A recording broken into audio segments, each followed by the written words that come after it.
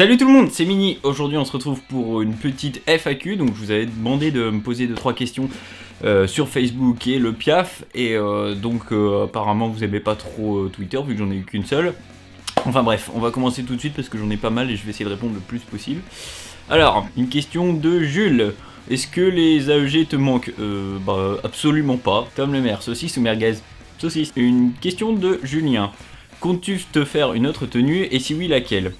Alors, j'ai eu le projet de faire une tenue en multicam, mais bon, pour l'instant, ça a un peu tombé à l'eau. Est-ce que les GBBR sont vraiment fiables? Alors, c'est vrai que ça, c'est une question qui va revenir beaucoup, je pense. Les GBBR, c'est fiable si tu connais ton GBBR, si tu sais comment il marche, si tu l'entretiens correctement, bah, il sera assez fiable. Là, j'ai encore fait une partie, il faisait plutôt frais dimanche.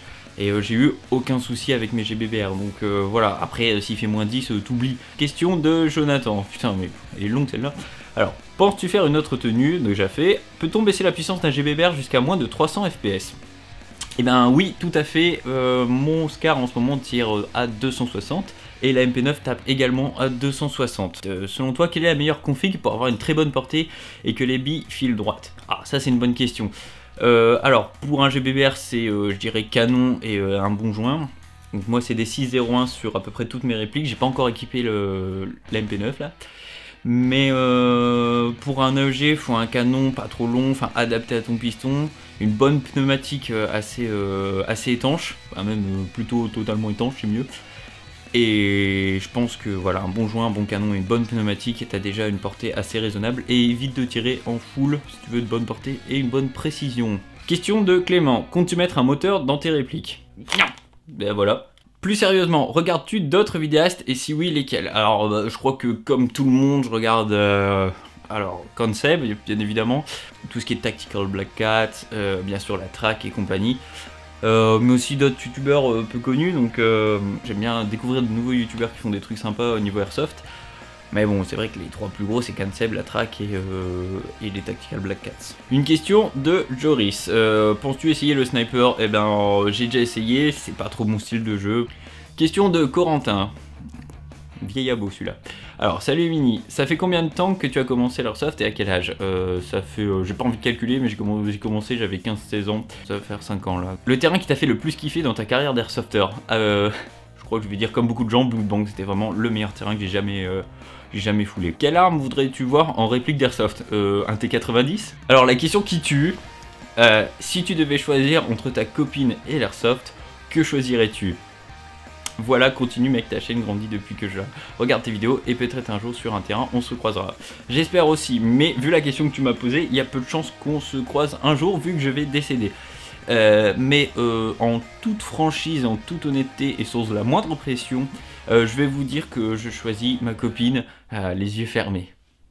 Question de Estelle, comptes-tu faire des vidéos avec un coéquipier à toi comme il fait Hamza en mode coopération où on voit les deux vidéos des deux airsofters? Non franchement, on est trop con, ce serait vraiment l'apocalypse.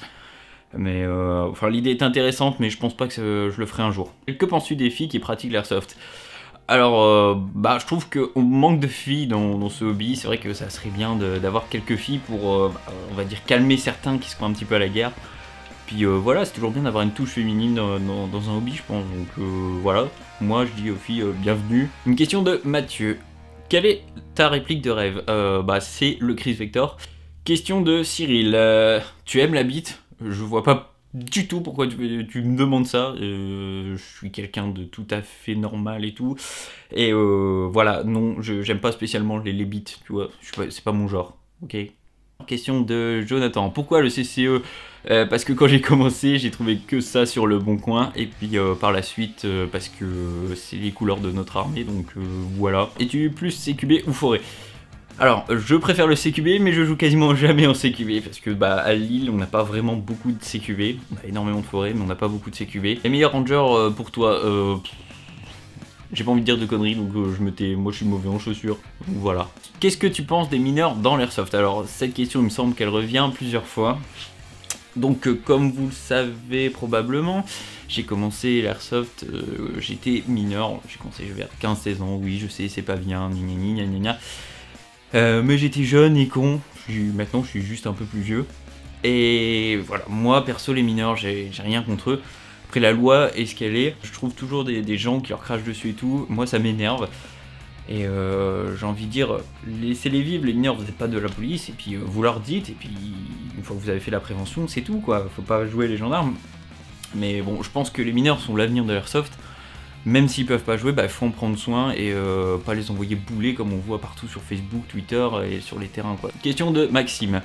Qu'est-ce qui t'a poussé à commencer l'airsoft et comment as-tu découvert ce hobby? Alors c'était au collège, lycée quand même, faut pas déconner. Et voilà, bah comme tout le monde, j'avais les vieux pistolets à bite de fête foraine là, qui font de la merde. Et j'ai rencontré un pote qui lui avait un vrai AEG, puis m'a dit ouais tu devrais essayer. Puis c'est venu comme ça de fil en aiguille, je me suis acheté du matos, et puis maintenant c'est ce que vous connaissez quoi. Quelle stratégie utilises-tu sur des terrains du genre forêt? Alors comment dire, c'est très rare que j'utilise une stratégie. On va dire que je suis plus bourrin, mais bon sinon c'est beaucoup de contournements. Notre forêt, la forêt sur laquelle on joue principalement, a énormément de tranchées, de trucs qu'on peut faire des tours et tout, donc voilà, c'est vraiment le contournement. Et voilà, l'effet de surprise, bien jouer avec la végétation, les anglements des arbustes, pardon, et tout ça, ça peut être un réel avantage en forêt. Question de Ben. Alors, pourquoi aucun professionnel n'investit dans une structure pro et à ton avis, est-ce un frein au développement de l'airsoft? Alors, pour moi, c'est simple, c'est qu'il n'y a pas assez d'argent à se faire pour investir dans une structure pro. Enfin, je sais pas, quand tu regardes un match de foot, au niveau des sponsors, il y a 50 000 personnes dans un stade, le sponsoring c'est super facile. Nous, ça va être vraiment galère parce que déjà, faire une structure où tu peux accueillir un public, ça va être compliqué. Donc je pense qu'il n'y a pas de structure pro pour un problème d'investissement qui sera pas assez rentable. Et oui, je pense que c'est vraiment un frein à notre passion. Ça donnerait vraiment une légitimité à notre sport et ça pourrait être vraiment un vrai plus. Mais encore une fois, je suis vraiment pas sûr que ça puisse voir le jour un jour. Question de Pierre. Ingrid, est-ce que tu baises? Contentez-vous de lire l'affiche, monsieur. Question de Jules, penses-tu que les mineurs et les majeurs pourront un jour faire de l'airsoft ensemble et avec des répliques de puissance égale? Et si oui, penses-tu qu'un permis pour mineurs pour posséder une réplique de plus d'1 joule serait possible? Alors, l'idée du permis pour moi c'est la meilleure solution parce que les mineurs, bah voilà, on n'arrive pas à les contrôler, ils jouent quoi qu'il arrive. Et donc le fait de leur mettre un permis, pourquoi pas faire en sorte qu'ils puissent pas garder les répliques avec eux mais qu'ils puissent jouer. Je pense que ça réglerait pas mal de soucis. Et en plus au niveau encore une fois des mecs qui se prennent pour des soldats et tout, ça les descendrait d'un niveau, le fait de jouer avec des mineurs. Donc moi vraiment je pense que c'est une très bonne idée, mais honnêtement je pense pas que ça verra le jour. Et enfin, question de Mathias, pourquoi Minizem? Alors j'avais prévu de vous le dire pour les 10 000 abos, mais bon je vais être gentil, je vais vous le dire. Oh, bah, il n'y a plus d'image. Oh merde alors. Désolé les gars, faudra attendre les 10 000. Donc voilà, je vous remercie tous de m'avoir posé des questions. J'ai pas pu répondre à toutes les questions parce que bah voilà, il y a eu quelques doublons, j'ai pas forcément eu le temps de tout répondre, mais franchement un grand merci à vous. Comme vous le savez, bah, c'était la FAQ des 5000 abonnés, donc on n'est pas encore, mais on va bientôt y arriver. Et donc je voulais tous vous remercier du fond du cœur et vous demander de vous abonner si c'est pas déjà fait. Et donc voilà, je vous dis ciao les gars.